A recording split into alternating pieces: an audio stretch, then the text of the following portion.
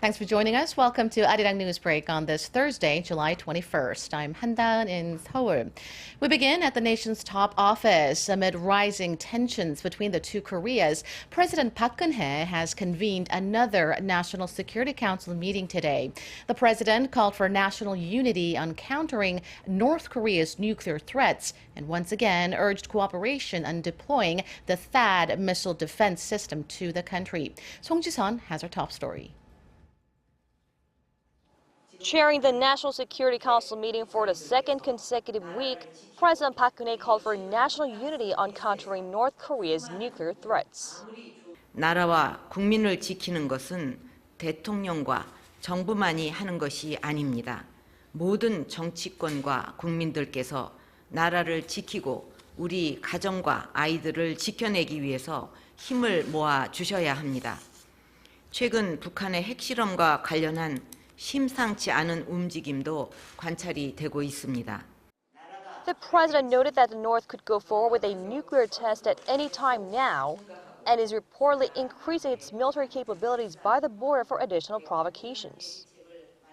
Pyongyang launched 3 ballistic missiles on Tuesday in an apparent protest against Seoul and Washington's decision to deploy the U.S. missile defense system THAAD to the peninsula. Opposition is strong within the South as well, with some calling for a reversal of the decision. Urging the opposing side not to politicize the issue, President Park asked whether they could propose an alternative. President Park called for cooperation from the residents in the area where the THAAD battery will be deployed and said division in the South is exactly what the North wants. She vowed to protect the nation and stand strong under any circumstances in order to maintain stability in the country. Song Ji-sun, Arirang News. Korea's central bank governor says local banks need to keep an eye on their financial soundness amid the uncertainties in the global financial market. Speaking with the heads of major local banks in Seoul on Thursday, Bank of Korea Governor Lee Ju-yeol said banks need to both monitor their assets and maintain an appropriate debt-to-equity ratio to cushion the current market volatility. He added there are concerns banks could see their profitability decline due to the record low interest rate and the government's ongoing corporate restructuring drive. He noted that market volatility has largely increased in the wake of Britain's decision to leave the European Union, as well as a possible shift in U.S. monetary policy. And Korea's finance minister says a proposal to revise the tax code will be geared toward job creation and breathing new life into the economy amid heightened uncertainties at home and abroad. Yoo Il-ho laid out the proposed changes during a meeting between the ruling Saenuri Party and the government this morning. His remarks echo the ministry's previous assertion that the proposed revisions will be employment-friendly in order to minimize the fallout from the government's ongoing corporate restructuring drive.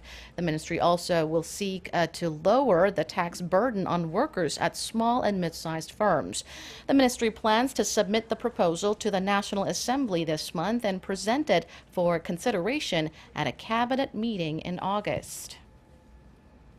Now to the latest developments in Turkey. President Recep Tayyip Erdogan has announced a 3-month state of emergency following last week's coup attempt. He says he will work as president and commander-in-chief with armed forces to cleanse a, quote, virus from the military. Park Jong-hong reports.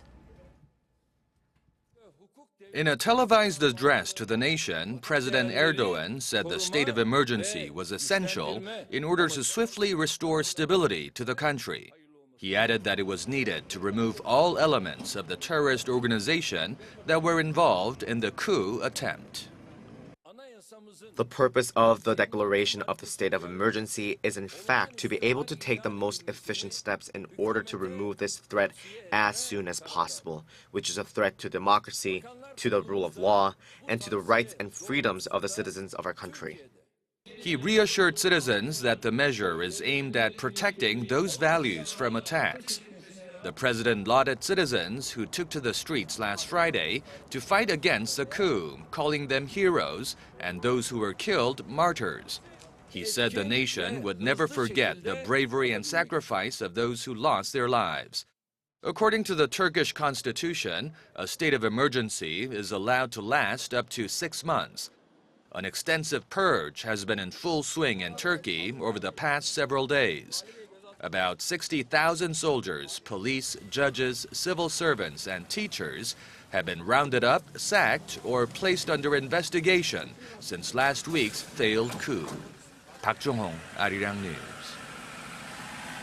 It's another scorching hot day here in Korea. We have mostly cloudy skies and sporadic showers in inland areas. But the lack of sunshine isn't enough to prevent the mercury from getting up to an expected 33 degrees Celsius this afternoon.